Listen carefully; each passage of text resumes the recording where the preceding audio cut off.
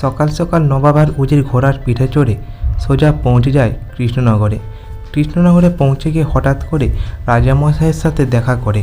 রাজামশাই তো অবাক। রাজামশাই বলে, আপনারা কেন? নবাব বলে, কিছু জন্য আমরা আসতে পারি না।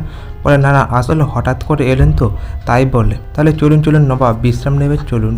ওদিকে নবাবের ঘোড়া গলা থেকে দড়ি ছিঁড়ে ওখান থেকে ছুটে পালিয়ে যায়। তারপর হঠাৎ করে উজির যখন দেখতে পেয়ে বলে, নবাব নবাব আপনার ঘোড়াটা কোথায়? দেখতে পাচ্ছি না তো। নবাব বলে, এ কি, আমার ঘোড়া কোথায় চলে গেল? কে চুরি করে নিয়ে পালিয়ে গেল?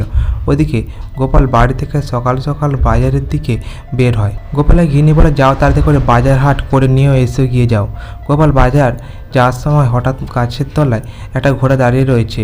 বলে, ঘোড়াটাকে তো দেখে মনে হচ্ছে আমার খুব জানাশোনা। ও মনে পড়েছে এটা তো নবাবের খাস ঘোড়া।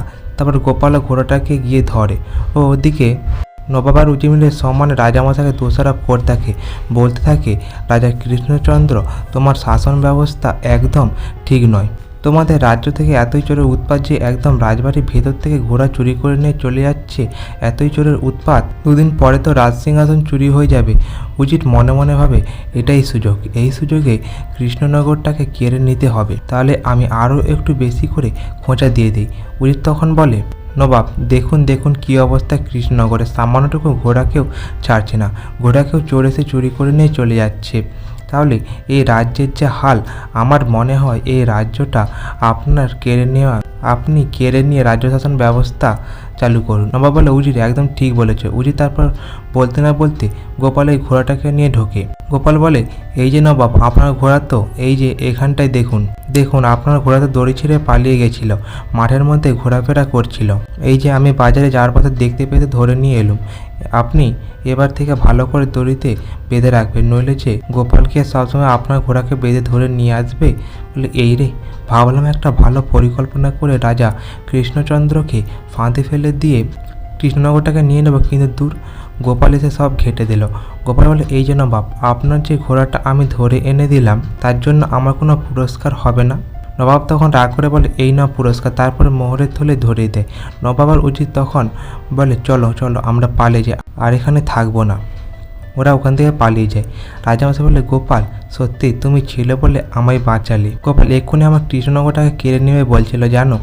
গোপাল বলে, রাজামশাই আমি থাকতে কেউ আমাদের কৃষ্ণনগরটা কেড়ে নিতে পারবে না।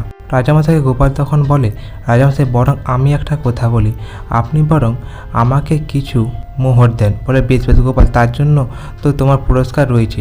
গোপালকে আবার রাজামশাই মোহরের থলে দেয়। গোপাল মোহর সব নিয়ে নাচতে নাচতে বাজার দিকে যায়। বলে, রাজামশাই আজকে পুরো থলে ভর্তি করে বাজার করে আনবো। তারপর গোপালও চলে যায়। ওদিকে নবাব উজির রাজ্যে ফিরে গিয়ে আলোচনা করতে বলে, এই গোপালটার জন্য সব পরিকল্পনা ঘেটে গেল। এরূপ করেছে, ফেলে দিলে তো হবে না, আবার তো কিছু একটা পরিকল্পনা করতে হবে। উজির বলে, হ্যাঁ নবাব, সত্যি সত্যি তাই, গোপাল না এলে তাহলে কৃষ্ণনগরটাকে কেড়ে নেওয়াই যেত। কিন্তু এখন তো একটা পরিকল্পনা করতে হবে। অমনি ভাবতে না ভাবতে উজির মাথায় একটা বুদ্ধি চলে আসে। উজির বলে, নবাব আমার মাথায় একটা বুদ্ধি এসেছে। নবাব বলে, কি বুদ্ধি? উজির বলে, নবাব আবার আমাদের যেতে হবে ওখানে, পরিকল্পনা করে আবার চুরির বদনাম দিতে হবে। তাহলে তাড়াতাড়ি করে আজকেই রওনা দিতে হবে। বলে, বেশ, আজকে সন্ধ্যাবেলায় আমরা রওনা দেব।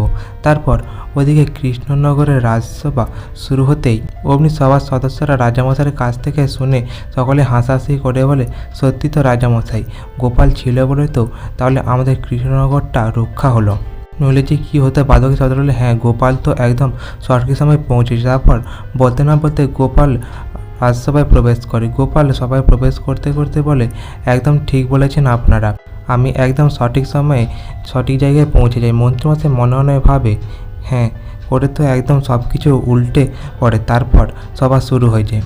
রাজামশাই গল্প করে থাকে, হাসাহাসি করতে থাকে। গোপাল বলে, শব্দ হলো রাজামশাই, কিন্তু নবাব তো আমাদের অত সহজে ছেড়ে দেবে না, আবার নিশ্চিত পরিকল্পনা করবে কিছু না কিছু করার জন্য। রাজামশাই বলে, হ্যাঁ গোপাল, কি বলছো, আবার তো তাহলে মহাবিপদ। বলে, রাজামশাই আপনি কেন চিন্তা করছেন?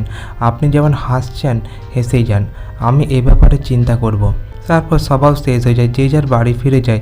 সকাল হতে না হতেই নবাব সোজা পৌঁছে যায় কৃষ্ণনগরে। কৃষ্ণনগরে গিয়ে সোজা রাজামশাইয়ের কক্ষের দরজায় গিয়ে ধাক্কা দিতে থাকে। কৃষ্ণচন্দ্র কৃষ্ণচন্দ্র করে বারবার ডাকতে থাকে। রাজামশাই শুয়ে শুয়ে স্বপ্নের মধ্যে ভাবে মনে হয় রানীর গলার আওয়াজটা নবাবের মতো লাগছে। তারপর নবাব বলে, কৃষ্ণচন্দ্র আমি এসেছি। দরজা খুলতেই অমনি কৃষ্ণচন্দ্র বলে, নবাব আপনি? বলে, হ্যাঁ, অনেক দূর থেকে এসেছি আর অনেক ভোরবেলা উঠেছি। তাড়াতাড়ি করে খুব খিদে পেয়েছে, আমায় তাড়াতাড়ি করে প্রাতরাশের ব্যবস্থা করো, আর এমনকি মধ্যাহ্নের ভোজনেরও ব্যবস্থা করবে। আমি আজকে থাকবো, রাত্রিটা কেটে গেলে কাল সকালে চলে যাব। রাজামশাই মনে মনে ভাবে, গোপাল তো ঠিক বলেছিল যে নবাব ঠিক আসবে। তা আবার নবাব এসেছে বলেনি। তারপর রাজামশাই গোপালকে ডেকে পাঠায়, বলে, গোপাল কি করি বলো? গোপাল বলে, রাজামশাই আপনি নিশ্চিন্তে থাকুন, আমি দেখছি কি করা যায়। আপনি যেমন আছেন তেমনই থাকুন, দেখা যাক কি করতে হবে। আর আপনি শুধু চোখ কান মুখ সব খুলে রাখবেন, একদম সচেতন থাকবেন। বলে, বেশ গোপাল, তাই করব। তারপর গোপাল ফিরে যায়। গোপাল ফিরে যাওয়ার পথে রাস্তার মধ্যে কুলটি পুটি ন্যাপলাদের সাথে দেখা হয়। ওরা বলে, ও দাদু চলো না আমরা একটু রাঙ্গুলি খেলি। এবার সবাই মিলে রাঙ্গুলি খেলতে থাকে। খেলতে খেলতে সন্ধ্যা হয়ে যায়। ওদিকে হঠাৎ করে যখন থেকে উজির ঘোড়ার পিঠে চড়ে রাজবাড়ির দিকে যাচ্ছে। গোপাল বলে, ব্যাপারটা কি হলো? উজির মনে হচ্ছে রাজবাড়ির দিকে যাচ্ছে। এই গুলটে পুটি ন্যাপলা তোরা রাজবাড়ির সামনে ঝোপের আড়ালে থেকে কি দেখেনি উজির ওখানটায় কি করতে গেছে? ওরা বলে, বেশ দাদু আমরা তাহলে যাচ্ছি। ওরা তখন রাজবাড়ির সামনে ঝোপের আড়াল থেকে লুকিয়ে লুকিয়ে দেখতে থাকে। ওদিকে উজির রাজবাড়ির ভেতরে ঢুকে গিয়ে বাইরে থেকে কা কা করে আওয়াজ করতে থাকে। নবাব তখন জানালা দিয়ে তরোয়ালটা নিচে ফেলে দেয়। অমনি উজির তরোয়ালটা নিয়ে সোজা মুর্শিদাবাদের দিকে রওনা হয়ে যায়। কুলটে পুটি ন্যাপলারা বলে, দেখলি? বলে, হ্যাঁ দেখলাম, চল দাদুকে গিয়ে বলি। তারপর ওরা গোপালকেও জানিয়ে দেয়। পরের দিন সকাল হতে নবাব সোজা এসে আবার কৃষ্ণচন্দ্রের দরজায় ধাক্কা দিতে লাগে। বলে, কৃষ্ণচন্দ্র চোর চোর চোর। কৃষ্ণচন্দ্র হঠাৎ চমকে উঠে দরজা খুলতেই বলে, কৃষ্ণচন্দ্র আমার তরোয়াল চুরি হয়ে গেছে। তোমার রাজ্যে এত চোর যে আমার কক্ষ থেকে চোর এসে ওই তরোয়ালও নিয়ে পালিয়ে আছে। বলে, তাই নাকি? বলে, হ্যাঁ কৃষ্ণচন্দ্র, সত্যি তাই। কৃষ্ণচন্দ্র এই শুনে তো অবাক হয়ে যায়। কৃষ্ণ, আমার তরোয়াল যদি আমি না খুঁজে পেয়েছি, না চোর ধরে এনে দিতে পেরেছ, তাহলে তোমার কিন্তু গর্দান নেব। তারপর রাজসভা শুরু হতেই রাজামশাই বলে, সেনাপতি সেনাপতি এক্ষুনি আমাদের রাজ্যে যত চোর আছে সব কটাকে ধরে নিয়ে আসো গিয়ে। আগে দেখো নবাবের তরোয়াল কে নিয়েছে। তারপর সেনাপতি কেলেপচাকে ধরে নিয়ে আসে। এই রাজামশাই এই কেলেপচাকে ধরে নিয়ে এসেছি। কেলেপচা মনে হয় চুরি করেছে। কেলেপচা বলে, রাজামশাই আমি দিব্যি দিয়ে বলছি, 3 দিব্যি দিয়ে বলছি, আমি চুরি করিনি নবাবের তরোয়াল। রাজামশাই অমন সময় গোপালও প্রবেশ করে। গোপাল বলে, একদম ঠিক বলেছে কেলেপচা। রাজামশাই, কারণ কেলেপচা তো কালকে রাতে আমার সাথে ছিল, কখনই বা চুরি করলো কেলেপচা? মনে মনে ভাবে, আমি তো গোপাল দাদার সাথে ছিলাম না, নিশ্চয়ই গোপাল দাদা চোরকে জানে, তাই আমাকে বাঁচানোর জন্য এইরূপ বলছে। অমনি কেলেপচা বলে, হ্যাঁ হ্যাঁ আমি তো গোপাল দাদার সাথে ছিলাম, আমি কি করে বলবো আর কে চুরি করেছে? নবাব বলে, কৃষ্ণচন্দ্র আমি কোনো কথা শুনতে চাই না, চোর হয় ধরে এনে দাও, নইলে তোমার রাজ্যটাকে আমি কেড়ে নেব। কৃষ্ণচন্দ্র তো অবাক হয়ে থাকে। গোপাল তখন বুদ্ধি খাটিয়ে বলে, না এবার তো আমাকে আমার চালটা চালতে হবে। বলে, নবাব একদম ঠিক বলেন, প্রতিটা রাজ্যে কিছু না কিছু চোর থাকে, যেমন আমাদের রাজ্যে চোর রয়েছে তেমনই মুর্শিদাবাদেও চোর রয়েছে। নবাব যদি আপনি মুর্শিদাবাদের চোর ধরে দিতে পারেন তাহলে আপনি কৃষ্ণনগরটা নিয়ে নিতে পারবেন। নবাব বলে, তাই একদম ঠিক বলেছ, আমার রাজ্যের চোর তো একদম আমাকে ভীষণ ভয় পায়, আর আমি আমার রাজ্যের চোর ধরা তো কোনো ব্যাপারই না। কৃষ্ণচন্দ্র শুনে বলে, গোপাল এ কী বলছো তুমি? বলে, রাজামশাই এক কথাতে আপনি হ্যাঁ বলে দেন।